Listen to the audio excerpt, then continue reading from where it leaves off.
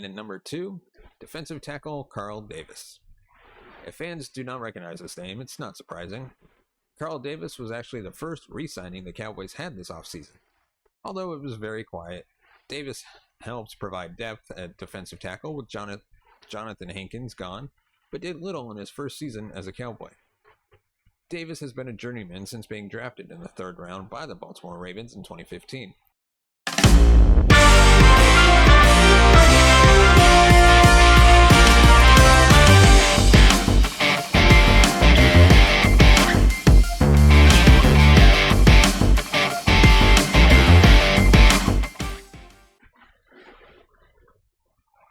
Welcome to the Big D Breakdown. I'm your host, Larry Lease. On today's episode, we're diving into the latest headlines from around Dallas Cowboys Nation. And before we dive into our first topic, we'd like to remind you to give us a thumbs up if you like our video. Hit the subscribe button right down there. And of course, hit the bell notification button to be notified of future episodes of the Big D Breakdown. And without further ado, let's dive into today's first topic. Cowboys are finally kicking the tires on a running back, but it's not one anybody really wanted. Cowboys owner Jerry Jones is just toying with Cowboy fans at this point. It's not unfair to call the Dallas Cowboys running back room the worst in the NFL. It's hands down the worst in the NFC East, which speaks volumes considering Austin Eckler is now Dan Quinn's number 1 option in Washington. In all seriousness, though, you'd be hard-pressed to name any team with a worse collection of running backs. The Raiders, Panthers, Chargers, and Giants all belong in the bottom tier with the Cowboys, but those teams are either rebuilding or in a reset year to massage their salary cap. Meanwhile, the Cowboys are entering a crossroads season. While they clearly expect better run blocking with stud rookie Cooper Beebe taking over at center, fans aren't wrong to want an upgrade in the backfield. Perhaps the front office is waiting for a trade candidate to emerge or a talented player to possibly get cut during training camp. That could explain why they were bystanders in free agency. What is downright impossible to comprehend, though, is Dallas's latest attempt to improve its backfield. After signing UFL standouts Willie Harvey Jr. and Gayron Conley, the team worked out 4 more spring stars this week. Among them was running back John Lovett. Let's get one thing out of the way. Lovett deserves tremendous props for positioning himself to work out for an NFL team. He starred for former Cowboys head coach Wade Phillips this season, who led the San Antonio Brahmas to the UFL championship in his first year at the helm. Lovett's 423 rushing yards were 5th in the league, and he finished 2nd with 5 rushing touchdowns. He played 4 years at Baylor before transferring to Penn State in 2021 for his 5th year of eligibility. He led Baylor in rushing in 2018 and 19, despite ranking 2nd on team in carries. Lovett signed with the Steelers as an undrafted free agent in 2021, but was released after training camp. His 2023 season in the XFL with the Vegas Vipers earned him another brief stint with the Steelers. Though minimal, it's noteworthy that Lovett has experience with an NFL team. That suggests he won't be overwhelmed in training camp if he gets signed. However, this feels like a dart throw by the Cowboys more than anything else. As currently constructed, Dallas's running back room consists of Ezekiel Elliott, Rico Dowdle, Hunter Luepke, Royce Freeman, Deuce Vaughn, Snoop Connor, Malik Davis, and undrafted free agent Nathaniel Pete. In a best-case scenario, Lovett signs and shows enough in training camp to make the practice squad. Regardless, the fact this is the Cowboys' first notable move at running back since they signed Journeyman and Freeman suggests they aren't at all motivated to make a definitive upgrade before training camp. So we want to know your thoughts on the Cowboys' running game in the comment section below. Let us know your thoughts on the current status of the running back position for the Cowboys. Is there somebody that you think the Cowboys should sign that hasn't been signed yet? Let us know. And now on to our next topic. The Cowboys signing of a UFL standout is bad news for a former draft pick. The Cowboys signed another star from the UFL. One of the many reasons why Dallas Cowboy fans are excited for Mike Zimmer taking over as defensive coordinator is his history of getting the most out of his linebackers. The Cowboys haven't necessarily overhauled their linebacking core this offseason, but the group will look a lot different in 2024. After signing Eric Kendricks to be their field general and drafting downhill thumper Marius Salufu to inject more physicality into the defense, the Cowboys have signed Willie Harvey Jr. after he worked out for the team a few weeks ago. Harvey led the UFL with 76 tackles this season. He also led all linebackers with 9 tackles for loss, 6 passes defended, and 2 forced fumbles. He helped lead the St. Louis Battlehawks to the playoffs and was recognized with all UFL honors. Harvey will need to perform well in training camp and preseason to earn a roster spot. But we can't help but wonder what this move means for 2022 fifth-round pick Devon Clark. The Cowboys will deploy 3 linebackers in Zimmer's system. It stands to reason that Kendricks, Clark, and second-year breakout candidate DeMarvion Overshawn will get the lion's share of reps. Though Overshawn is coming off a torn ACL, Clark arguably stands on the least sturdy ground of that trio. Clark took a notable step back last season after he showed promise as a rookie in 2022. He hardly came off the field after Leighton Vander Esch's season-ending injury, and he was often caught out of position and filling the wrong gaps against the run. Better nose tackle play will make Clark's job easier, but it says a lot that former undrafted free agent Marquise Bell outplayed Clark and showed better instincts after he abruptly moved from safety to linebacker in light of Vander Esch's injury. Clark's 62.7 player grade last season ranked 14th among Dallas's defensive starters per PFF. His 56.8 run defense grade ranked 15th. Among players who logged at least 300 snaps, only Jaron Kearse, Chauncey Golston, Neville Gallimore, Jonathan Hankins, Mozzie Smith posted lower grades defending the run. Nobody's saying that Harvey is coming for Clark's starting job. Harvey faces an uphill climb to even make the 53-man roster. However, it's noteworthy that the Cowboys felt the need to add another linebacker, even though their unit is already 4 deep. So let us know your thoughts on this topic in the comment section below. Do you think Harvey could end up taking Clark's job, or is it just a bunch of hot air? Let us know. And with that, we're going to take a look at 3 first-year Cowboys who did not earn a second season in 2024. The Dallas Cowboys are on break like the rest of the league until late July. Training camps open late next month, making this period of the offseason one of the slowest. Dallas now has some cap space to work with, largely due to Michael Gallup's release becoming official after June 1st. Some are hopeful the team will make another signing, possibly bringing back someone like Stephon Gilmore. Gilmore was a new face on the Cowboys last season and played well opposite of Daron Bland after Trayvon Diggs tore his ACL. Needless to say, he earned a second year on this team. However, some players who are still on this roster have not lived up to the expectations set for them when they arrived. These players are not worth a second year with the Cowboys in 2024. And I apologize for butchering some of these names, but starting off at number 1, offensive lineman Chuma Edoga. After losing Tyron Smith to free agency, the Cowboys scrambled and decided to come up with enough money to keep Edoga on a 1-year deal. This clearly was a move out of desperation, as Dallas was looking to keep some depth on the offensive line. While keeping him makes some sense, he's not worth retaining. He signed with Dallas last offseason on a 1-year deal after stints with the Jets and Falcons. The Cowboys wanted to bring him in as a swing tackle due to the injury history of Smith and Terrence Steele.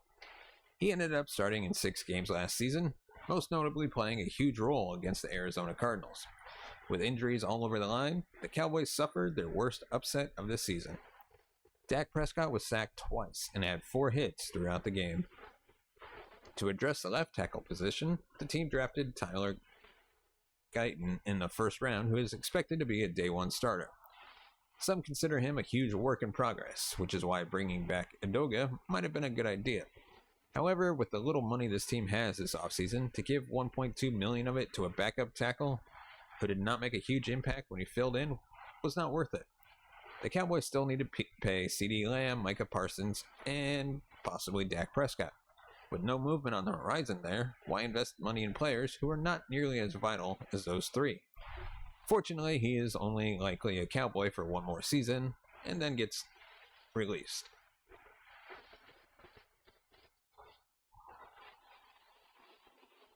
And in number 2, defensive tackle Carl Davis.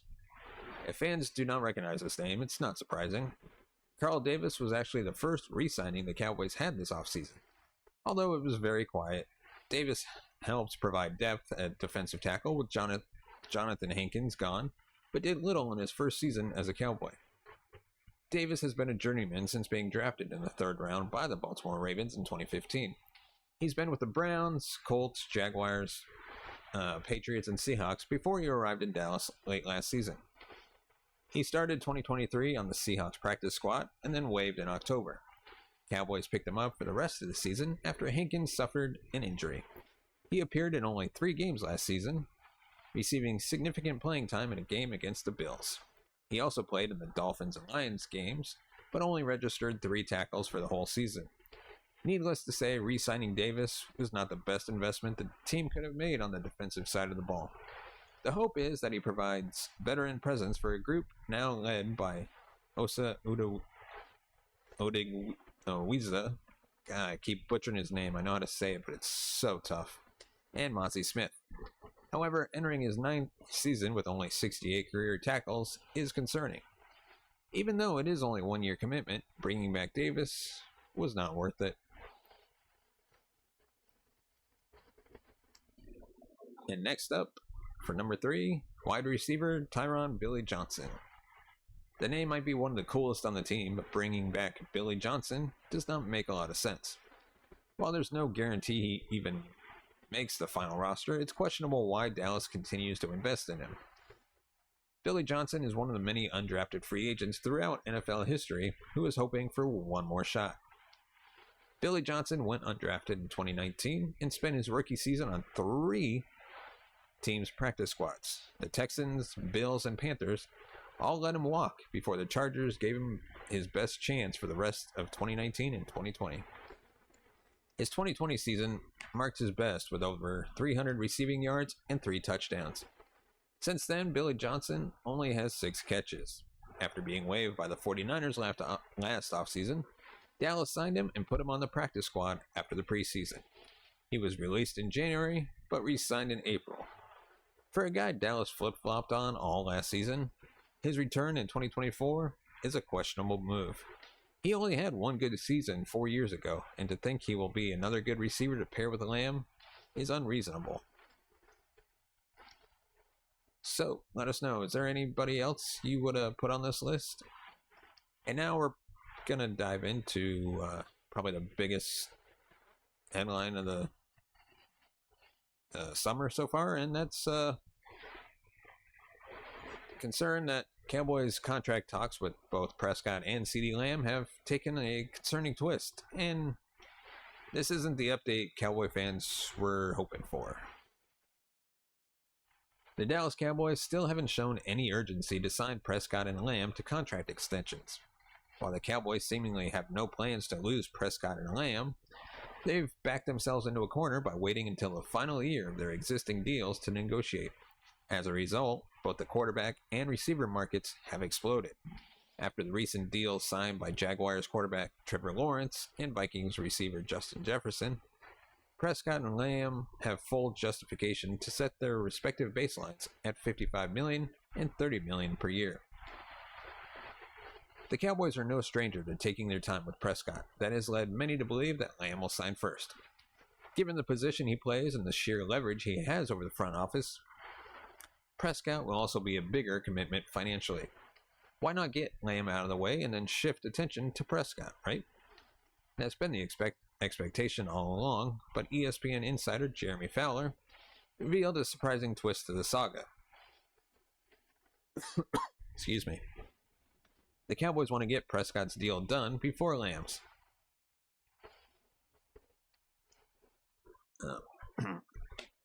Previously on SportsCenter, Fowler said, quote, "You've got Dak Prescott. The Cowboys have a world of problems here financially with 3 players they have to sign. Parsons, Lamb as well, but the feeling around the league and sources I've talked to is that they want to start with Dak.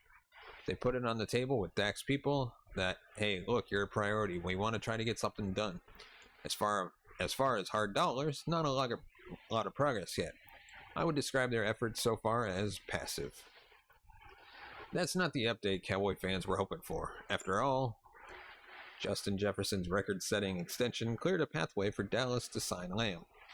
The All-Pro was reportedly waiting for Jefferson's deal to get done in his contract talks, and it was also reported that negotiations between Lamb and the Cowboys were expected to heat up following the Jefferson bombshell. As always, it's the team's own fault that it has to prioritize Prescott over Lamb. While Lamb is a top 5 player at his position, he's less of a long-term concern. Meanwhile, Prescott has no trade and no tag clauses to use as leverage. He can dictate the process by entering free agency next March if Dallas doesn't make him a suitable offer. Lamb could always hold out into the regular season without a new deal to establish leverage, but the Cowboys could simply franchise tag him in 2025 to prevent him from reaching free agency. They don't have that safety valve with Prescott, which could explain why they've shifted their approach. The fact Prescott and the Cowboys reportedly aren't close in talks means there's no timeline for Lamb's extension. There's still 5 weeks until the team leaves for training camp, but the odds of Lamb being an Oxnard on July 22nd have skyrocketed in light of this news. So let us know your thoughts on Prescott and Lamb's deal. Would you re-sign Prescott, or should we move on from him? I mean, to be fair, we've gotten to the playoffs with him, but he really hasn't produced in the playoffs. I mean, we can't make any conference championships. We can't make a Super Bowl. So it might just be time to cut and run.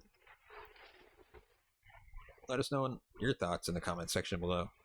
So the next topic, the projected Cowboys player to be traded makes absolutely 0 sense. Why would the Cowboys ever do this?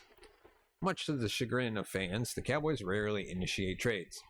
That's why last year's acquisitions of Brandon Cooks and Stephon Gilmore came as a surprise. While most teams would consider that the status quo in terms of improving a roster, it was Jerry Jones' version of going all in. Urged to make similar moves this offseason, the Cowboys have sat on their hands, but Jones has attributed that to the salary cap. It's a bogus excuse, one that fans in Dallas are all too familiar with. There's still time for the Cowboys to explore trades and sign veteran free agents. Calais Campbell, come on down. With grizzled vets Zach Martin and DeMarcus Lawrence entering potentially their final season with the team, one would think the front office would have more urgency. Parting with future draft picks is a fair price to pay for win-now talent. But some think the Cowboys should trade a young asset who seemingly has a bright future. Bleacher Report Gary Davenport listed one player that all 32 teams should consider trading and landing on, safety Marquise Bell, as someone to watch for, Dallas. In the simplest terms, trading Bell would be a huge mistake. Dealing Bell obviously wouldn't create as many problems as trading Brandon Cooks, but it still wouldn't make a shred of sense. Bell was the Cowboys' best linebacker in 2023, despite converting from safety midseason after Leighton Vander Esch's neck injury. Bell's 94 tackles were second most on the team, and his 76.0 defense grade was 6th highest among defenders who played at least 500 snaps per PFF. Bell was also outstanding in coverage, which speaks to his potential and his natural safety position. His 83.5 coverage grade trailed only Daron Bland for highest mark among Dallas defensive starters. The Cowboys have starting safeties Malik Hooker and Donovan Wilson signed through 2025. But it's worth noting that Wilson will turn 30 next February. Hooker will turn 29 in April. Hooker has emerged as Dallas's most reliable safety. He's also cheaper than Wilson, and it stands to reason that Hooker will play out the remainder of his contract. The Cowboys could save $7 million if they cut Wilson next March with a post-June 1st designation. They'd incur just $1.17 million in dead money. Conversely, they'd save $5.75 million by cutting Hooker and taking on $2 million in dead money. Regardless, if Dallas moves on from one of Hooker or Wilson in 2025, trading Bell would be a mistake. The fact he was so effective in his first year in a new position is a testament to his potential. With Kearse gone, Bell will have a role to play this season behind Hooker and Wilson. He and Jonaway Thomas are the future at safety for the Cowboys. So, before we wrap up this episode, we'd like to take a time to thank our sponsor, Fanatics. Attention, Dallas Cowboy fans, are you ready to show off your Cowboys pride like never before? Look no further than Fanatics, your one-stop shop for all things Dallas Cowboys. From jerseys and hats to hoodies and home decor, Fanatics has everything you need to support America's team in style. Whether you're gearing up for game day at AT&T Stadium or watching from home, Fanatics has got you covered. With the latest Cowboys gear, want to rep your favorite player? Check out their wide selection of player jerseys, including Prescott, Lamb, and Parsons. Need something for the whole family? They've got apparel and accessories for men, women, and kids. And the best part? Fanatics offers fast shipping and hassle-free returns, so you can shop with confidence. Plus, with exclusive deals and promotions, you'll always find the best prices on your favorite Cowboys merchandise. Don't wait. Use the link in the description today and gear up for the season. Because when it comes to supporting the Dallas Cowboys, every fan needs the best gear, and the best gear is at Fanatics. If you haven't already, hit that thumbs up button if you like our video, hit the subscribe button, be notified of future videos, smash that bell button. And of course, if you want to support the channel even more, you can buy us a coffee at buymeacoffee.com/TTRangers. As always, your support helps the channel grow, upgrade our equipment, bring in new hosts, be able to pay them, and one day take this show on the road. As always, thank you so much for watching and listening. We'll catch you next time.